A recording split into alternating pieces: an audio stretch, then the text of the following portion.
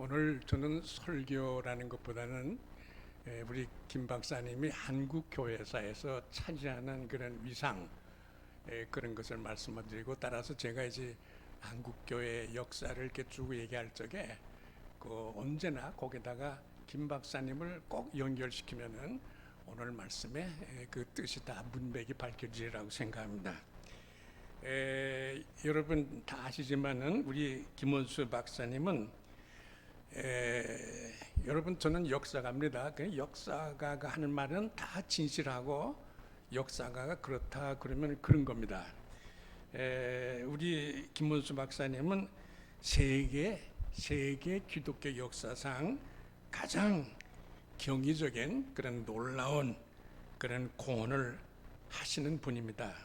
두해분 선교회라든가 두해분 칼처 신학원 같은 것은 말할 거 없지만은 제일 중요한 것은 그 천국 황송 예배다 그러는데, 이것은 세계 역사에서 처음 보는 일입니다. 여러분, 국민일보라는 거 아시죠? 국민일보가 2021년 1월 19일, 그러니까 금년 1월 19일입니다. 금년 초 1월 19일에 무슨 말 했느냐 그러면은, 이 김원수 박사님의 이 지금 천국 황송 예배는, 잘 들으세요, 세계에서 최초의 일이다 그랬어요. 세계에서 이 국민일보에 나온 얘기예요. 제가 하는 얘기가 아니고는 세계에서 최초의 일이다 그러면서 복음의 이론을 실제로 완성시킨 완벽한 천국 황송 예배 형식으로 자리를 매기게 했다. 이제 그렇게 하면서 이것은 세계 역사에서 최초로 있는 일이다. 이제 그런 말을 국민일보가 했습니다. 따라서 세계 기독교 역사의 커다란 그런 최초의 그런 거대한 공헌을 우리 김복수 박사님께서 하신다라고 하시는 것을 여러분들 아셔야 됩니다. 여러분들, 예수님께서 설교하실 적에 예수님께서 제일 처음에 하신 말씀이 뭔지 아십니까? 천국의 복음이에요. 아시겠습니까? 그리고 제자들을 불러서 너희들이 가서 전하라 그럴 적에도 가서 천국의 복음을 전하라 그랬고, 바울도 제일 처음 얘기가 천국의 복음을 전한다 그랬습니다. 이 천국의 복음이라고 하는 것이 기독교의 핵심인데, 거기에 관계된 것이 천국 환송 예배하고 얼마나 깊은 관계를 가졌는가 하는 것을 알 수가 있습니다.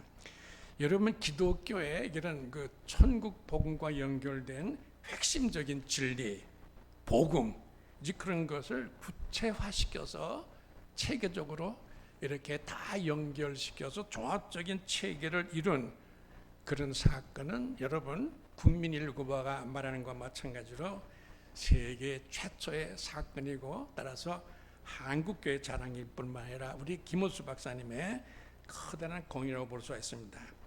그래서 그분이 말씀하고 계시는 부활 문화, 천국 황송 예배라든가 예배 형식, 장구, 수위 이런 거 다 포함한 그런 부활 문화, 그리고 복음 문화, 그리고 생활 문화, 이 세 가지를 다 연결해서 그분의 지금 독특한 신학적인 체계를 지금 형성해 나가고 계신데, 여러분들, 저는 역사가니까 역사적으로 그대로 말씀드립니다.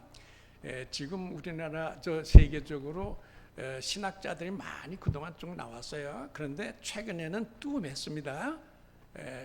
칼발트라든가 라이노드 리버라든가 하비캅스라든가 이런 훌륭한 분들이 많이 있었는데, 최근에는 뜸했었는데 우리 한국의 김원수 박사님이 이런 천국 환송 예배라는 복음 신학을 가지고 신학자로서 세계적으로 등장한다 하는 것을 여러분들께서는 눈여겨보실 필요가 있다, 그런 얘기입니다.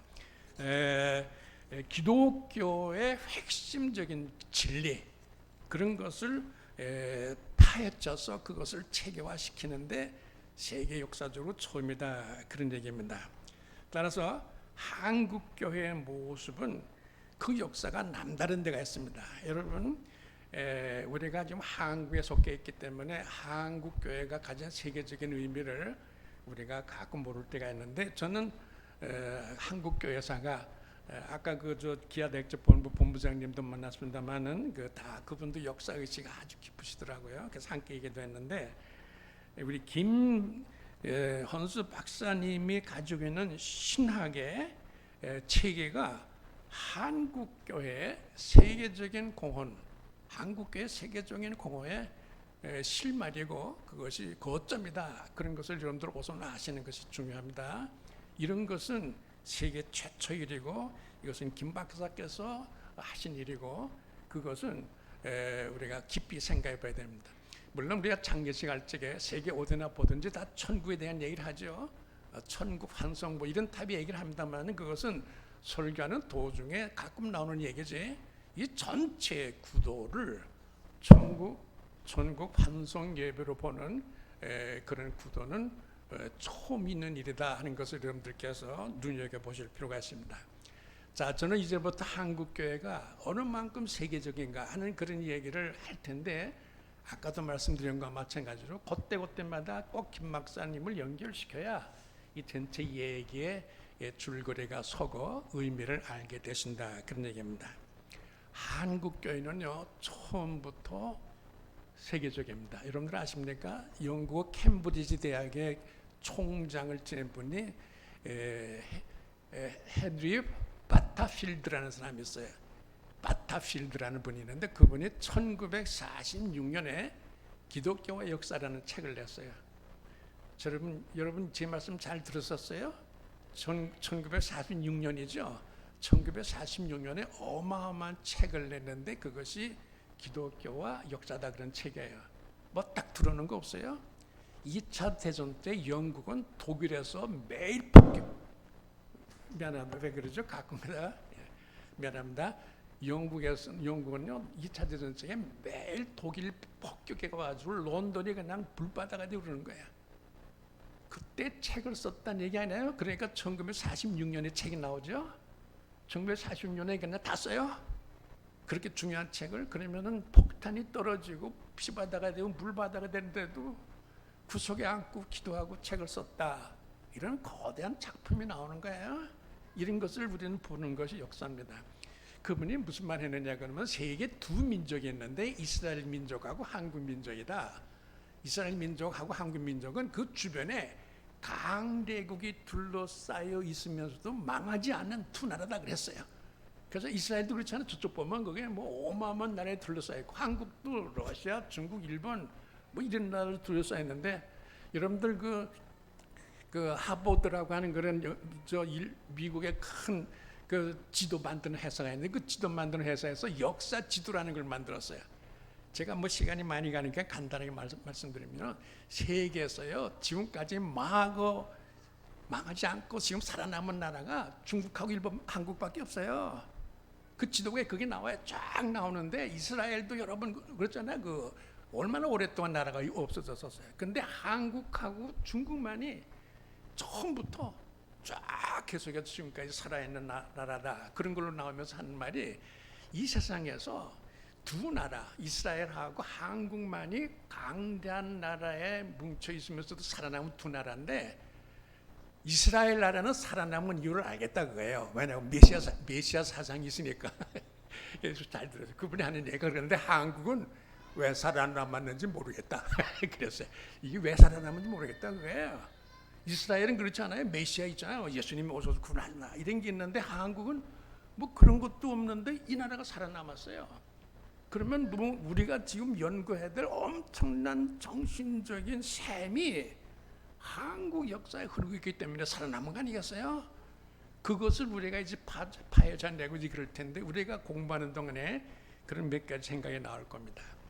자, 그런데 1889년에 미국의 유명한 그런 과학 잡지가 있어 하퍼 만스리, 하퍼 월간지라는 데가 있는데 거기에 우리나라의 선교사로 왔다가 해안 밀사 사건에 가서 도와줬던 여러분들 해안 밀사 그 사건 아시죠?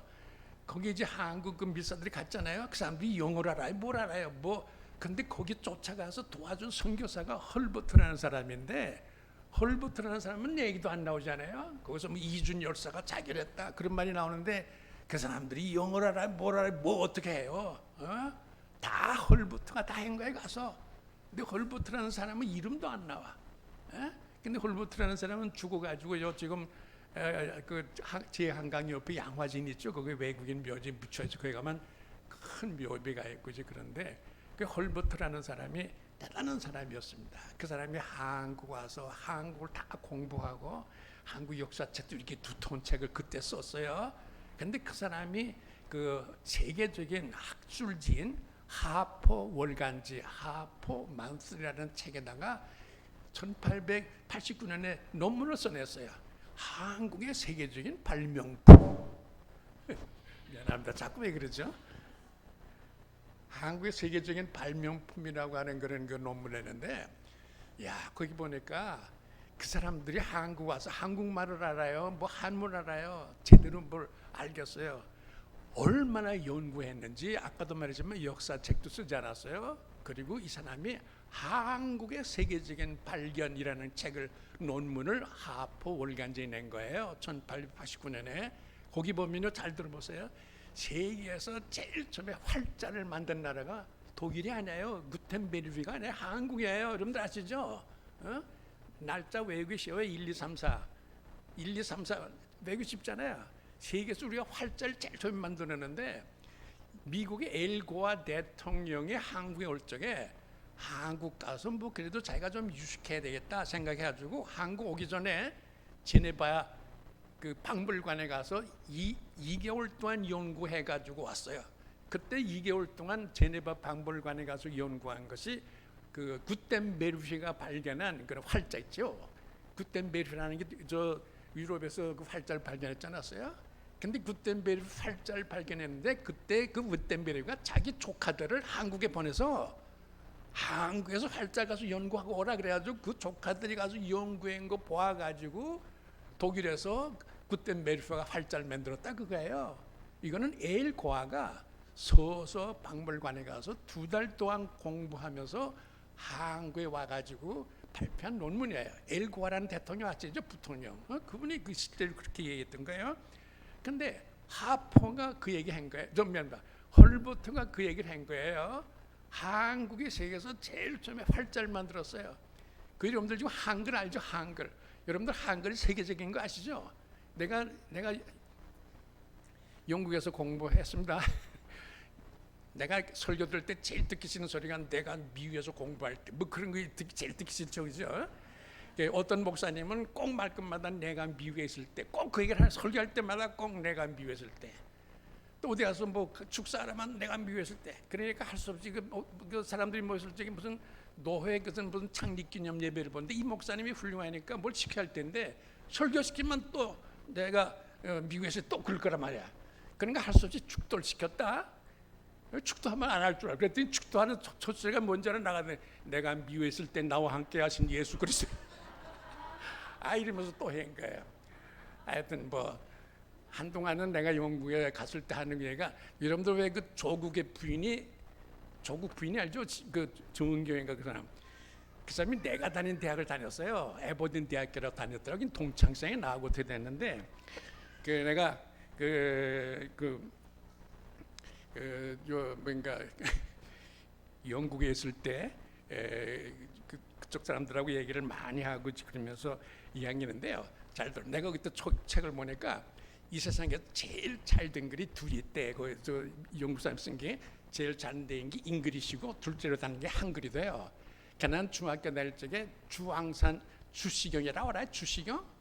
주시경 선생의 아들이 주앙산이야. 그 사람이 제가 다닌 고등학교 선생이었어요.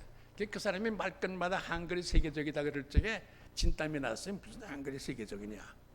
그런데 내가 영국 가서 영국 사람이 쓴 책을 보니까 세계에서 제일 잘 된 글이 둘이 있는데 제일 잘 된 게 영어고 둘째로 잘 된 게 한글이다 그거예요. 둘째로 잘 됐대. 그래서 아주 좋았는데 내가 한 6개월 후에 이번에는 러시아 사람이 쓴 책을 봤어요. 잘 들으세요. 그 러시아 사람이 쓴 책이 왜 좀 미안합니다. 이거 무슨 얘기를 하느냐 그러면은 내가 이 세상에 제일 잘 된 글이 2가지 있는데 제일 잘 된 게 러시아 말이고 둘째로 잘 된 게 한글이다 그거예요. 그러면 뭐 러시아 사람이 쓴 거고 영국 사람이 쓴 거니까 이거 빼면은 한글이 제일 안 해요.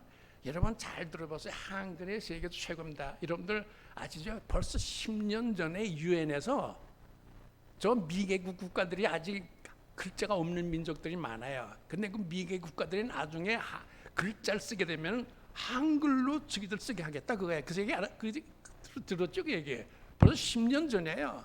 그러나 앞으로 글자가 없는 민족들이 글자를 가지게 하려면은 처음 이 한글을 가지고 자기들 발음을 쓰게 하면 된다 그거예요. 그만큼 조직적으로 잘 되는 게 한글이에요. 이 한글을 여러분들 그 세종대왕이 만들지 않았어요? 이거 대단한 글입니다. 예. 한글이 세계적인 거고 활자 세계적이죠. 그리고 한글 세계적이죠. 그 다음에 철갑선, 그 왜 고북선 있잖아요. 고북선 같은 거가 여러분 배라고 하는 건 나무로 만들어야 뜨잖아요. 근데 이순신이 쇠를 가지고 배를 만드는 개념이 서질 않아요, 여러분들. 근데 쇠 가지고 배를 만들었어. 그 쇠 가지고 배를 만드는 게 한국에서 한 거예요, 여러분들 아세요? 이거 대단한 겁니다. 그리고 여러분들 놀라죠? 폭탄 있죠, 폭탄, 화약. 그것도 한국이 좀 만들었어요. 그리고 여러분들 왜 그 샌프란시스코에 가면 금문교라는 게 있죠, 금문고. 금문교라는 게 뭐가 유명하죠? 그 다리가 없잖아요, 밑에. 다리 없죠. 그 다리를 현수교라고 그래. 그 현수교가 뭔가 그러면은 저쪽에 큰 기둥을 세우고 그 줄을 내렸더래요. 그리고 그 줄에다가 매달려서 그 교판을 거기다가 매달리는 거예요. 그 줄에다가 그 교판을 매달리게 하는 거예요. 그래서 그걸 현수교, 매달린 다리라고 그래요. 이거요, 여러분들 아세요? 지금 우리가요, 저 보스포러스 해협이라고 터키하고 그 유럽을 연결시키는 해협인데 거기에서 지금 현대가 세계에서 제일 큰 최초의 큰 다리를 지금 만들고 있어요. 우리가 그 현수교인데 그 현수교의 원리가 이 하프 만스를 보면 한국이 만들었다 그거예요.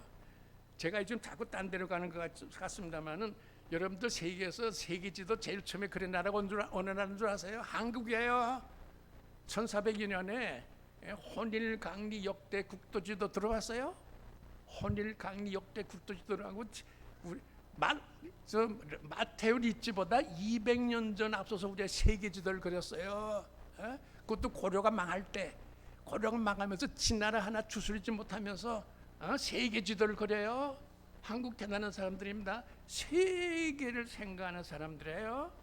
제가 이런 말씀을 드리는 이유는 그 헐버트라는 사람이 봤을 적에 한국은 어마어마한 그런 세계적인 그런 거, 그리고 세계 역사에서 이렇게 훌륭한 공적을 남겼는데, 아까도 제가 말씀드렸습니다만 이 얘기할 때마다 김원수 박사님을 꼭 생각해야 돼요. 우리가 지금 세계 처음으로 이 천국 황손 예배라는 걸 좀 하고 있는 거예요. 세계 최초. 제가 얘기하는 게 아니라 국민일보에 나왔어요. 세계 최초. 2021년 1월 19일 가서 보세요. 정확하게 나와 있습니다. 자, 이렇게 대구지 그랬는데 이 헐버트라는 사람이 또 한 가지 얘기한 게 뭐냐 그러면 그 사람이 한국에 대한 연구를 많이 했는데, 여러분 오늘 제가 많은 얘기를 할 텐데 그 중에서 몇 가지라도 꼭 기억하세요. 한국 사람들은 합리성하고 정서성을 똑같이 가지고 있다. 이거 참 묘합니다.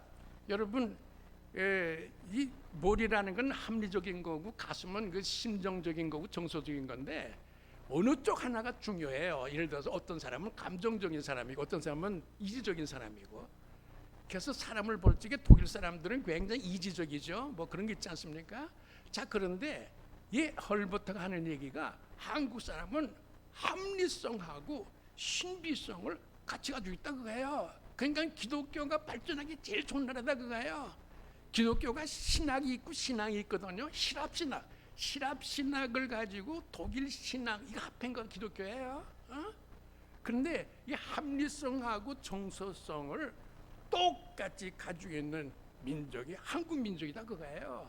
그렇기 때문에 여기에서 기독교가 완전한 모습을 가질 수 있다 그거예요. 여러분 제 말씀 잘 들으세요. 김호수 박사님의 저것 때문에 기독교가 완전한 모습을 가지게 된 거예요. 지금까지는 저게 장성해 송장. 근데 천국 황송 예배라고 이것 때문에 기독교가 제 모습을 완전한 모습을 가지게 되고 그랬는데, 제가 좀 말이 빨라서 지금 미리 얘기했는데 이제 앞으로 나올 얘기가 제가 미리 한 거예요. 이런 것들이에요. 자, 그다음에 1888년이면요. 1888년 다 아시겠죠? 기독교 우리나라에 들어온 지 2년 반 됐을 때예요. 그때 전국 기독교는 그때가 1000명이야. 기독교 들어온 지 2년 반밖에 안 됐으니까 전국에 봐서 기독교는 1000명밖에 안 되는데, 그때 우리나라에서 선교했던 그런 그 선교부가 북장로교 선교부예요. 그 북장로 선교부가 본국에 써보낸 보고서가 지금 남아 있는데, 역사 공부할 때 제일 좋은 게 뭐냐 그러면 이런 거 찾아낼, 이런 궁광을 찾아낼 때 떨리고 가슴이 울리고 찬송이 하나님 감사하게 돼요. 제가 어떤 구절을 궁광을 찾아내느냐 그러면 거기에 이런 말이 나와요. 조선은 기독교인의 열매로. 몇 사람의 열매예요? 다 들었어요? 몇 사람이? 기독교 들어온 지 2년밖에 안 나는데, 그때 기독교 전국에 기독교는 몇 명 정도라고 그랬죠? 제가 1000명 정도밖에 안 돼. 그러면 잘 들어봐요. 조선은 이 기독교 열매로 부강한 나라가 될 것입니다. 심지어 강대국이 될 것입니다. 여러분, 지금 강대국은 소련, 중국, 미국, 이런 중국 같은 이런 나라가 강대국인데, 인구 1000만 명 정도 되고, 기독교는 기껏해야 1000명 정도, 기독교는 기껏해야 1000명 정도인데, 그 사람들 행동 보니까 그들의 열매로 한국이 부강한 나라가 되고 강대국이 된대요. 얼마나 무서운 일을 했길래 그런 말이 나와요. 1000명 가지고 한국 기독교인들 1000명 보고 이 사람들이 강대국이 되겠구나 생각했다 그거예요. 엄청난 그런 가능성을 가진 민족이라는 거 우리가 스스로 알아야 돼요. 우리 대단한 사람들입니다. 이제 내가 앞으로 이거 다 얘기할 거예요. 오늘 얘기만 듣고 가셔도 돼요. 그리고 1906년이면은 이제 조금 이따 제가 좀 얘기 나오겠지만은 이제 그 노일 전쟁 문제가 나오는데, 조금 이따 제가 얘기할까요? 1906년이면은 제 사가랴 요한 무어라는 선교사가 이런 말해요. 하나님께서 왜 조선 사람들을 5000년 동안 그냥 내버려 두었습니까? 그것은 하나님께서 이 사람들로 하여금 일단 횃불을 들게 하기 위해서인데, 이 조선 민족들이 이제 횃불을 들게 되면은 세계 문제를 해결하되 제대로 해결하고 만국을 구원할 수 있습니다. 야, 한국이 세계 문제를 제대로 해결. 지금 세계 문제 여러분들 우리나라도 보세요. 우리나라 정치 보면요, 증오하고 쌍소리밖에 없어요 지금. 그죠? 이거 이런 나라가 되겠어요 이거? 근데 이런 거 다 우리가 고치고 세계적인 나라로 만들 수 있는 힘이 기독교에서 나온다 그건데, 우리가 세계 문제를 해결하되 제대로 해결하고, 이거 그대로 제가 그대로 번역한 거예요. 세계 문제 해결하되 제대로 해결하고, 그리고 만국을 구원할 수 있습니다. 예? 1906년이라 했다고 했죠. 자, 제가 1906년이라는 날짜가 중요해요. 왜냐 그러면은 일본은요, 저 조그만 나라 있잖아요. 요새는 일본이 우리나라 봐도 못해줘 가는 것 같아 자꾸. 근데 일본이 저거 본래 대단한 나라입니다. 솔직히 말해서 일본은요, 세계에서 큰 나라들하고 혼자 싸웠어.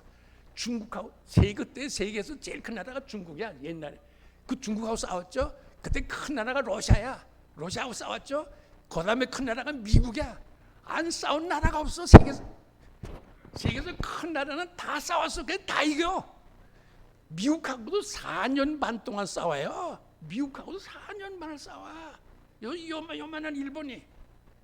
근데 일본이 1904년에 시작해서 1900년에는 노일 전쟁에서 러시아를 때려부술 적에 세계 사람들은요, 입을 벌렸다가 다물질 못해. 왜냐 그러면 요만한 나라가 땅덩어리가 동양과 서양에 걸쳐 있는 큰 땅덩어리에 기독교 역사가 제일 길어.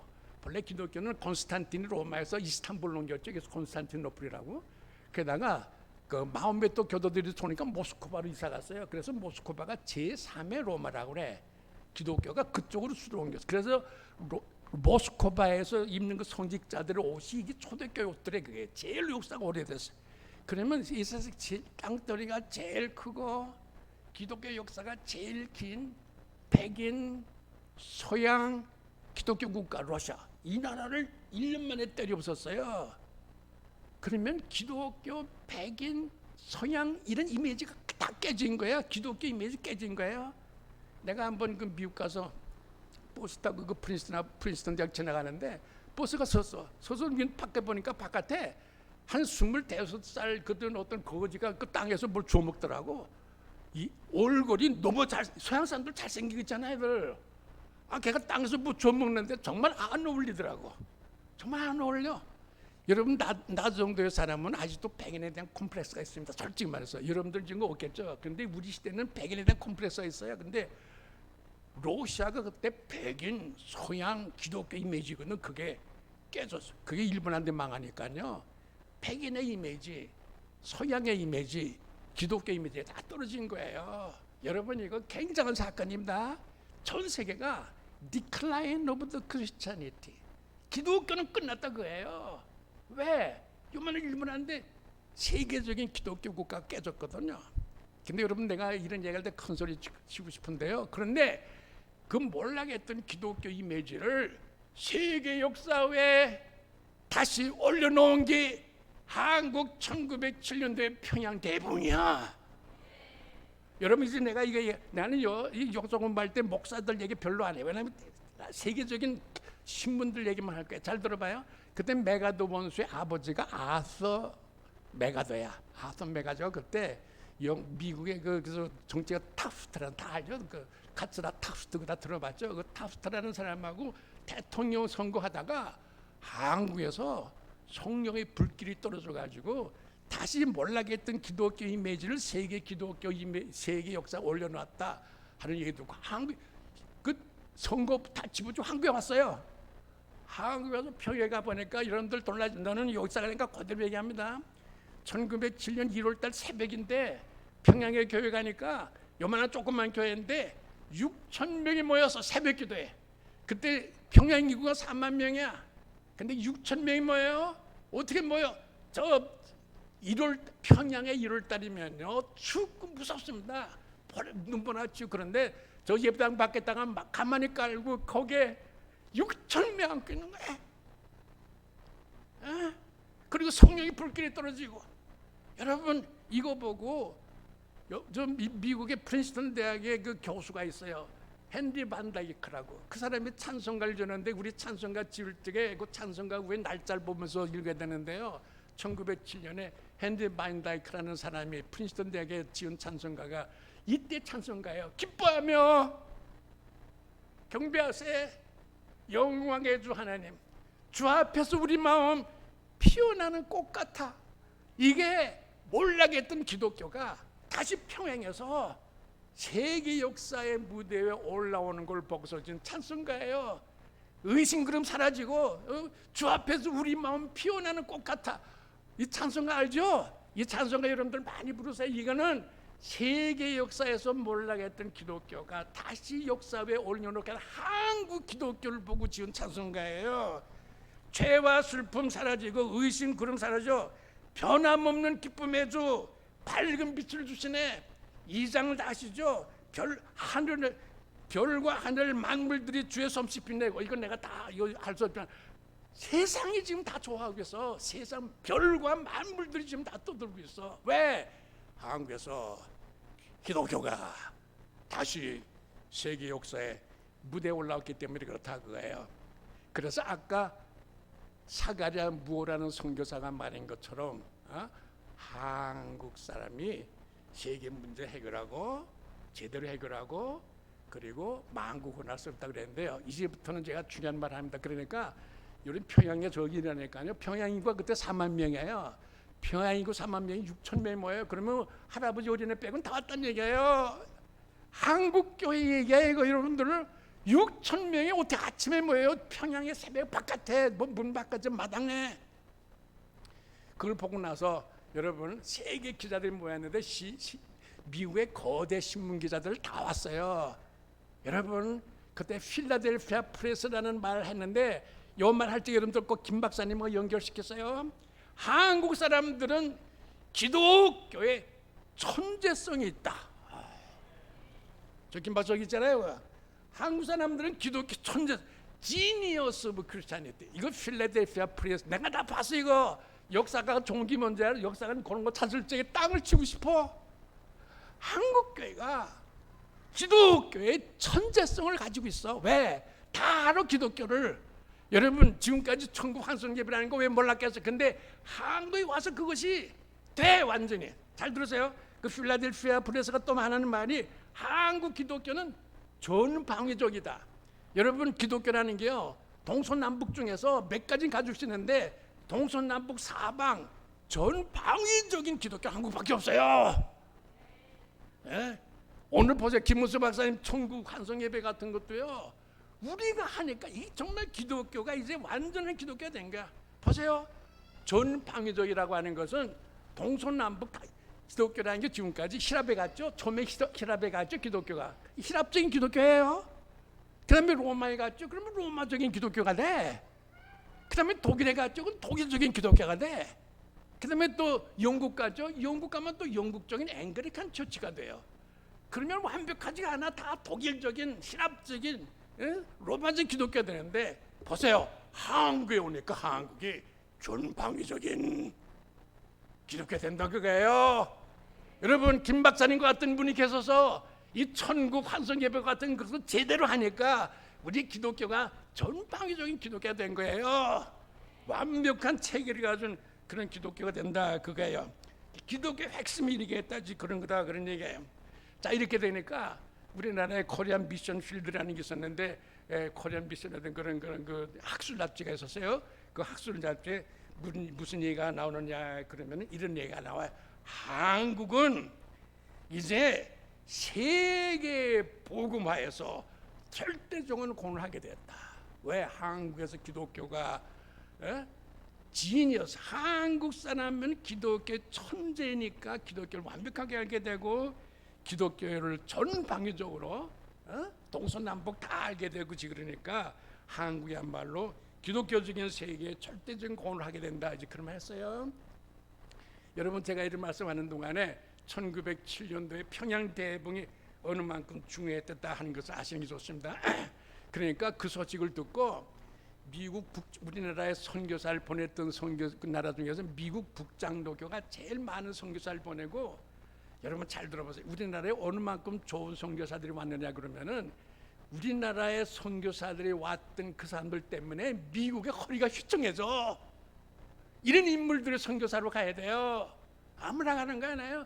우리나라의 선교사들은요 동부에 명문대학에 명문가에 터질 것 같은 25살에 대각수 운동에서 성령받은 사람들이 왔어.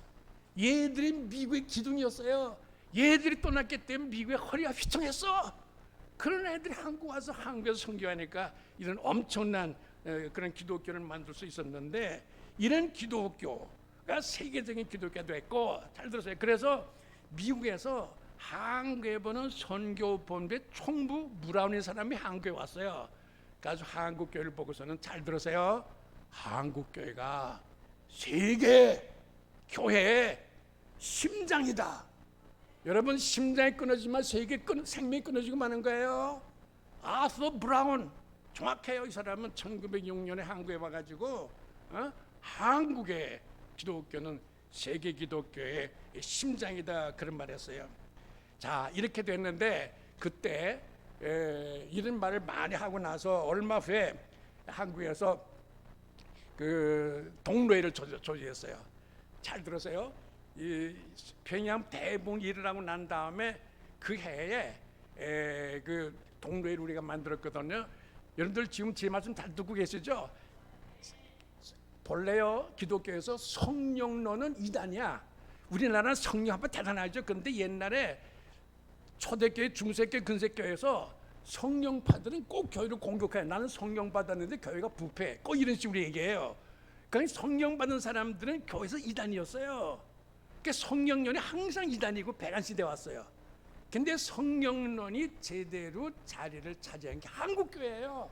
1907년에 성령의 불길이 떨어졌는데 그래서 우리는 성령의 불길이 떨어진 해에 교회를 조직해. 본래 성령론을 주장하는 사람들이 교회를 공격하거든요. 교회 생명이 없다. 뼈만 남았다. 이러니까 성령론이 배관시 되었는데 우리나라는 이 성령 받은 그 성령론을 가지고 교회를 조직해요. 그게 1907년에 동노회라는 거야. 우리는 노회를 교회를 조직해요. 자, 그런데 여러분들 아시죠? 1907년이면은 정미조야. 우리나라가 다 망할 때네. 일본이 와서 다 한국 차지하고 정부 차지하고 고종 내쫓고 정신병자 같은 순정을 왕으로 세우고 이럴 때거든요. 이럴 때 우리는 교회를 세웠어요. 좀 통로회를 만들었어요. 전국적인 조직. 그때 철도는요 부산에서 신의주 가는 것밖에 없었어. 그것도 1월 달에 7월 달에 우리가 동로회를 조직했거든요. 그 전국에서 전라도에서 한경도에서 제주도에서 어떻게 평양이 다 가요? 달구지 타고. 여러분 한국에서의 최초의 전국적인 조직이 교회예요. 이렇게 다 걸어서 달구지 타고 냇물 건너고 걸어서 이렇게 해서 전국적인 조직을 만들었는데 잘 들어요. 성령을 받고 나서 교회를 만든 건 한국밖에 없어요. 성령 받은 사람은 교회를 공격해. 근데 한국은 성령 받은 사람들이 교회를 조직해요. 그러니까 기독교가 한국에서 전방위적인 교회가 됐다 이제 그런 얘기인데, 자 이렇게 돼가지고 동로회를 조직했는데 잘 들으세요. 동로회를 조직하는 평양교회 천정에 보니까 천정에 만국기를 걸었어. 만국기 알아요? 지나라가 망해가지고 지금 1907년도 정미조약에 지나라가 망해가지고 황제도 쫓겨나는데 세계의 만국기를 걸어요. 지나라 하나 추수 못하면서 만국을 생각해. 한국 이상한 나라 아니에요. 지나라 망했는데 세계를 생각해요. 이게 한국교회예요. 엄청난 가능성을 가진 그런 것이 한국교회인데, 이런 것들과 우리 김 박사는 항상 연결시켜야 됩니다. 세계를 생각하는 그런 교회인데, 자 이때 미국 국무성에 한국 선교사들이 보낸 문서가 하나 도착했는데 그 문서가 지금도 남아있어. 제가 국무성에 가지고 보다가 그거 보고서는 땅을 쳤어요. 1909년이면 우리가 일본한테 한일 합병 당하기 1년 전이에요. 그죠? 그럼 우리가 얼마나 어렵겠어요. 자 그런데 그때 미 국무성에 지금 남아있는 한국에 관한 서류에 이런 글이 나와요.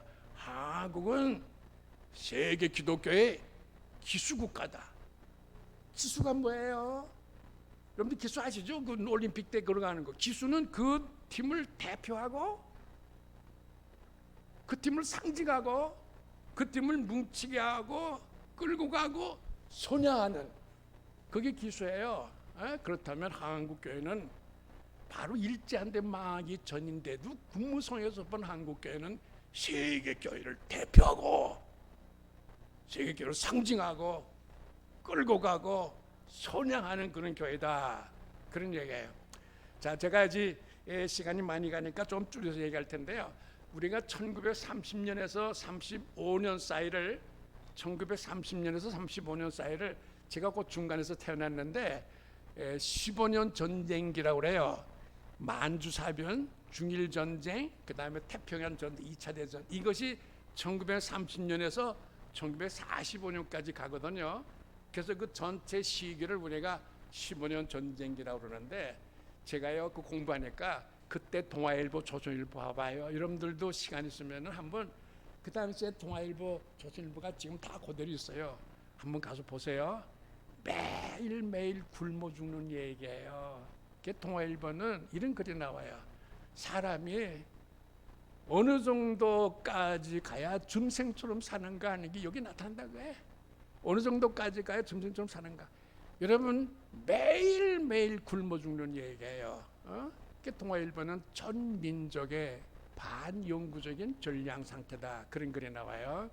자 그런데 그때 평양신학교 교수인 낭궁혁이라는 사람이 신학진암이라는 책에다가 논문을 써요. 역사의 제3전기라는 걸 썼는데, 아주 이렇게 어려울 때 낭공이라는 사람이 세계 역사가 세 시대가 있는데 교권 시대하고 성서 시대하고 성령 시대가 있는데, 이 세 시대가 있는데 이 마지막 시대가 성령 시대인데, 이 성령 시대는 한국교회가 끌고 간다. 세계 역사의 마지막 시대는 한국교회가 끌고 간다, 그거예요. 그리고 여러분들 김교신이라는 사람 얘기 들어봤어요? 제가 어디 가서 얘기하는데 함석헌이가 김교신보다는 조금 못해요. 근데 김교신이가 오래 살았더라면 함석헌 씨보다도 더 이름이 나서 그런 사람인데, 다 무교회주의자들로 한국에 유명했던 사람이에요. 김교신이라는 사람이 1934년에 조선 지도를 보고 이런 말이에요. 다 굶어 죽고 어려워지고 다 이럴 때인데 그때 김기호 시내가 이런 말이에요. 세계 지도를 보고 세계 대륙을 저 중국, 저 이태리 무슨 이런 헝가리 이런 세계 대륙을 등 뒤에 걸머지고 일어서려고 허리를 펴는 모습인가? 세계 대륙을 우리가 걸머지고 일어선다 그런 거예요. 자, 이런 것들 보면은 한국 교회가 언제든지 아프든지 기쁘든지 어렵든지 심각하든지 간에 그 시대에 한국을 걸머지고 가는 위대한 그리고 세계를 걸머지고 가는 위대한 구원의 거점이었다는 것을 알 수가 있습니다. 여러분 이광수 아시죠? 이광수가 1917년에 그때 총독부의 기관지가 매일신보예요. 저 지금 서울신문 있잖아요. 그게 매일신보 그 전신인데 서울신문은 항상 그때 정부의 기관지예요. 자유당은 자유당 때 기관지고 민주당 때는 민주당 때 기관지고 지금은 또 더불어민주당 기관지고 그런데 이 매일신보가 조선 총독부의 기관지예요. 조선 총독부의 기관지에 1917년에 이광수가 썼어요. 이광수 아시죠? 27살 때 이광수가 27살 때 매일신보에 쓰기를 인류 구대의 최후 혁명의 시련이 발단되는 것이 한국교회다. 인류 구원의 세계 혁명이 일어나는 것이 바로 한국교회다 그랬어요. 그 조선 동북도의 기관지에 실려있다 그거예요. 그러면 우리가 그렇게 어려울 때 1930년대 15년 전쟁기나 1917년께 아주 어려울 그때 한국교회가 세계를 건지고 구제한다라고 하는 힘의 중심지다 그런 얘기가 계속해서 나온다 그런 얘기예요. 이거 얘기할 때마다 아까도 말씀드렸지만은 우리 김 박사님하고 계속해서 말씀 연결시켜 주시기 바랍니다. 자, 이제 주기철 목사 얘기를 한번 하고 주기철 목사 1944년에 세상을 떠났거든요. 근데 주기철 목사가 1940년에 이런 말했어요. 한국 기독교의 미안합니다. 한국의 세계적인 공헌은 기독교에 있다. 제가 지금 얼마면 죽을 텐데 한국의 세계적인 공헌 그건 기독교를 통해서 할 수 있다고 해요. 여러분 잘 들으세요. 지금도 한국은요 경제 발전하고 삼성의 우리 수출의 반 이상 차지하고 있지만요 아직도 한국이 세계에서 할 수 있는 일은 기독교를 통해서 할 수 있어요. 기독교를 통해서 우리는 세계에 공헌하고 세계를 일으킬 수 있다 그런 얘기입니다. 여러분 1966년에 어떤 기독교인이 찬송가를 지었어요. 우리 찬송가 부르죠. 제가 할게요. 맑은 샘 줄기 용서사 거칠은 땅을 흘러적실 때 기름진 푸른 벌판이 눈앞에 활짝 트인다. 고요한 아침에 날아 새 하늘 새 땅아 길이 꺼지지 않는 인류의 횃불 되어 타거라. 6.25 직후에요. 66년이면 겨우 우리가 일어날까 말까 하는 그런 시대인데 한국이 세계를 구원하는 고요한 아침에 날아가 되고 길이 꺼지지 않는 인류의 횃불 되어 타거라 그런 것이에요. 자, 여러분 제가 이제 결론 좀 할 텐데 여러분 목사가 결론이라는 말 믿어요? 여러분 예? 나는 어떤 목사님이 마지막으로 하고는 15분 얘기하고 또 끝으로 하고 또 15분 얘기하고 하여튼 제가 지금 처음으로 결론적으로 그랬습니다. 1994년이면요 지금부터 한 15년 전이죠. 1994년에 25년 전이군요. 만체스터 가디언이라고 있어요. 만체스터 가디언. 미국에는 런던 타임즈하고 만체스터 가디언 큰 신문이 있는데 런던 타임즈는 점잖아요. 근데 만체스터 가디언은 조금 실화적인 그런 그 세속적인 그런 걸 하는 신문인데 그 신문에 여러분 제가 오늘 이 얘기를 하면서 가슴이 물렁거리는데 그게 국민일보에서 옮겼어요. 1994년 4월 7일자 만체스터 가디언에 이런 말이 나와요. 한국은 세계의 종말이 오기 전에 세계를 주도할 것이다.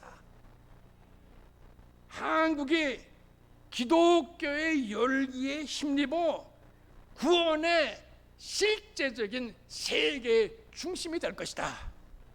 이거 얘기할 때 김 박사님을 연결시켜야 돼요. 제가 무슨 말 하든지 김 박사님 연결시켜야 돼요. 만체스터 가디언은 별로 점잖은 신문이 아닌데도 세계적인 신문인데 거기 말하기를 한국의 세계를 종말이 오기 전에 주도할 것이다. 그러면 언젠가는 한번 꼭 그 얘기 아니에요. 종말이 오기 전에 그러면 언젠가는 한번 꼭 그럴 때 언제 세계를 주도해요? 기독교의 열기에 힘입어서 구원의 실제적인 중심이 된다 그거예요. 여러분 뉴스위크라고 알아요? 여러분들 저는요 정확하게 말씀드리면 뉴스위크에 2010년 8월 1일 2010년 8월 10일에 뉴스위크 이름 말해놔요. 잘 들어요. 한국은 초대 제국에서 로마 제국에서 콘스탄틴 대제가 하였던 것과 같은 일을 금세기에 해낼 것이다. 콘스탄틴 대제가 그때 세계를 통일하고 기독교화 시켰지 않았어요? 콘스탄틴 대제가 했던 일 같은 것을 한국이 해낼 거다 그래요. 뉴스위크 이게 무슨 실화 같은 소설 같은 그런 잡지가 아니에요. 이 뉴스위크는 세계적인 권위 있는 잡지인데 거기에 한국이 이제 콘스탄틴 대제 같은 것 같은 일을 한국에 낼 것이다 그런 거예요. 여러분 우리 김 목사님의 하신 일을 두고 이런 말 하는 것입니다. 여러분 한국교회 자랑뿐만 아니라 우리 김 목사님은 세계교회의 자랑입니다. 세계교회의 역사를 새로 여는 겁니다. 한국교회가 이제 세계 희망이요 그 상징이 올시다. 거기 우리 김 목사님이 서 계시다 하는 것을 분명히 하시고 함께 시간을 끝내겠습니다.